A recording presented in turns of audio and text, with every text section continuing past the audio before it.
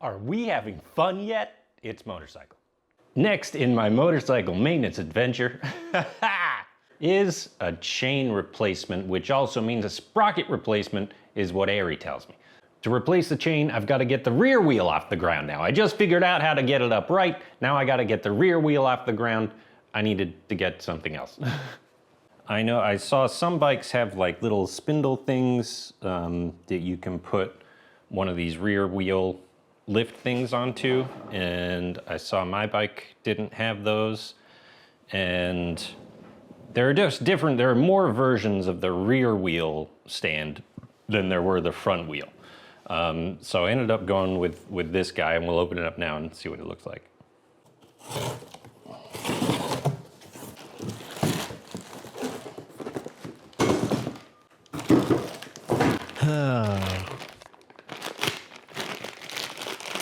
There are literally no instructions with this.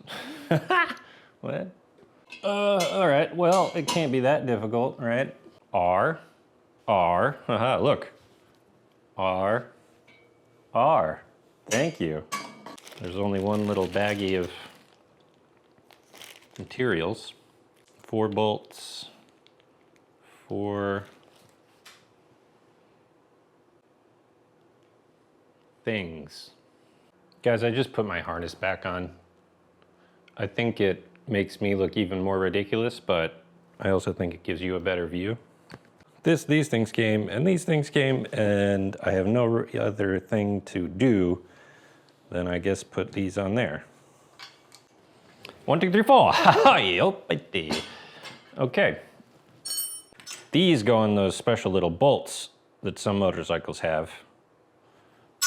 But I think I remember I ordered these specifically because, what the hell?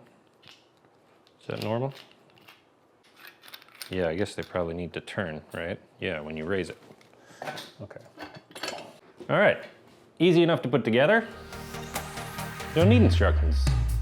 The gumption filling process occurs when one is quiet long enough to see and hear and feel the real universe. Not just one's own stale opinions about it, but it's nothing exotic. What are the odds on this working? 50-50? Oh, look at that.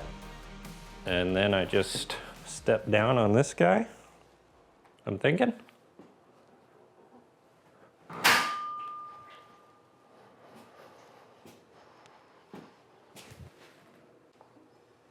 Oh, it's a thing of beauty.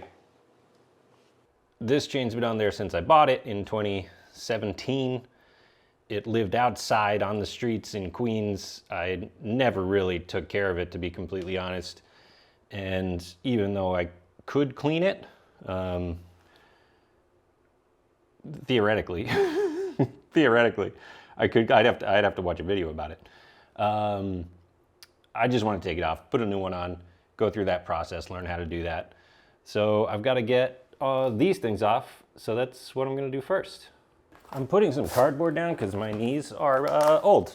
I'm an old person, and my knees hurt. So there you go. This is very difficult. Oh, what? Oh. It looks like I just sheared that off. That's hilarious. I mean, Persig talks about Hello, dear viewer. Things are going to start going off the rails for Chris here. Eventually, he's going to give up on this day. What he's failing to realize is that he has no guide. Before, he's relied on Ari, and for some reason today, he's decided to just start doing things without a plan. Eventually, he'll figure out he needs to consult the official manual. But for now, he'll blindly do what he wants until he runs out of gumption and just stops. Well, moving on. Beauty. Now we can really see the chain and the sprockets and everything. Okay. So I will have to step on the rear brake.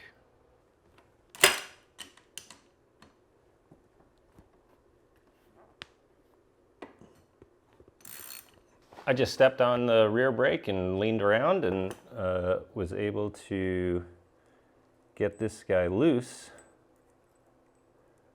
There's a lot of gunk coming out of there. It doesn't look great. This is my brand new, never before used chain breaker tool. Don't exactly know what I'm looking at here. So that's why things come with instructions, unlike the rear stand. Breaking chains. Assemble the tool as shown in image B and the diagram below for breaking chains. What's happening here is that Chris is using all his brain power to try to understand relatively simple directions. We can't be too harsh, though. We give him credit for trying new things that make him feel unsure of himself. The main point is that machines and tools do often come with instructions and manuals, and it's worth a reminder to consult them frequently when trying to complete new tasks. Okay. Joke's on me. I'm gonna f it up.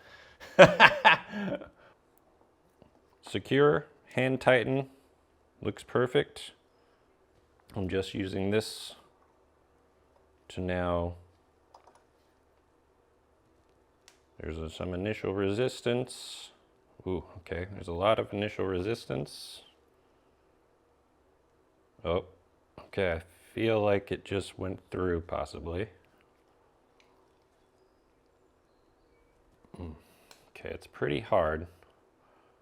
I wonder if I should just back it out and take a look.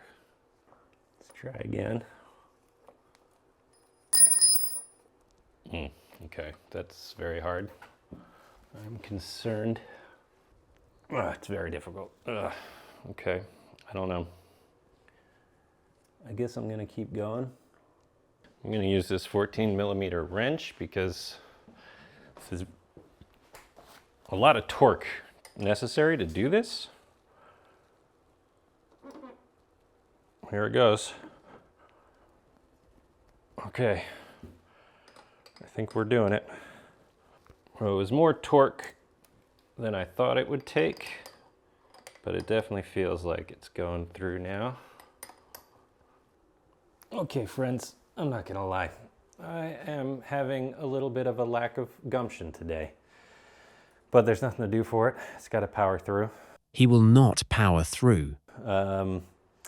Certainly didn't help shearing that first bolt. And then my GoPro keeps dying. And also, this has now happened. I sheared that pin right off of the little push element. But you know what? That's part of the process. So, we're gonna keep moving forward. I'm gonna take this out. I'm gonna take this chain off and keep going. Nope. Do anyone else's hands sweat uncontrollably in these gloves? And when you pull them off, you have rivers of water? Is that normal?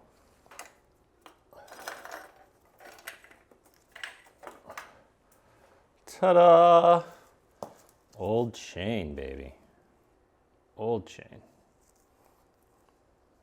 I'm gonna count these links. 1, 2, 56. 56. So what does that mean? 102? Is that right? Chris thinks 56 plus 56 is 102. Now I have to take this off.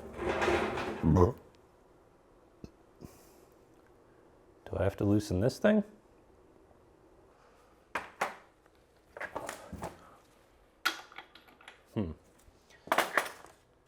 I don't have a big enough wrench to do this.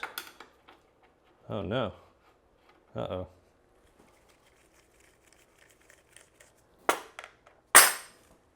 I might be stopped because I don't have a big enough wrench to get this off, and I kind of just feel done. All right, I want to end these videos with a little reflection. I think that makes sense. British guy, was pretty hard on me there, but he's right. I was disappointing him, which means I was disappointing myself. I think it's interesting that the word instructions came up a lot in this process. And I think that's a very good thing to think about. I didn't know what I was doing. I don't know what I'm doing. I need instruction, and I should be willing to consult those and accept that and lean into that. So I'm going to do that in the next video. The other thing I learned was just practically trying to push that pin out. I should have ground off the little nub. Just get the Dremel out, grind that off. I did see another video where a guy did that, and I thought, I don't need to do that. But no, why not? It'll make the whole process easier and I won't break my tool. So moving forward, I'm excited about the next steps. I have a plan, and I will execute on that plan, and we will get this chain changed with the sprockets.